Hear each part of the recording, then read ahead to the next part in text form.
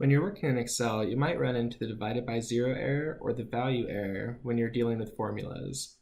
To show you a real file here, I've got a divided by zero error when I'm taking this amount, $12, divided by a blank cell. So it thinks that's a zero, and it's giving us a divided by zero error.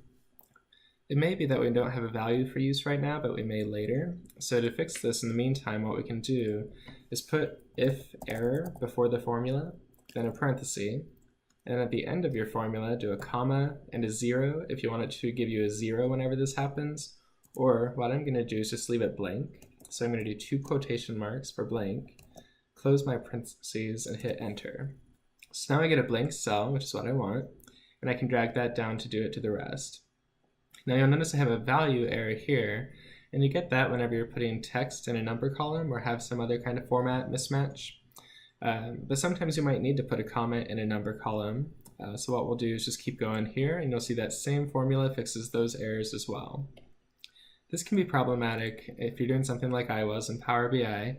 You pull in an Excel file like that, and your users just aren't aware that the value and divided by zero errors will cause an issue in Power BI. So you do have to fix it at the Excel file level, or else you get these errors in Power BI.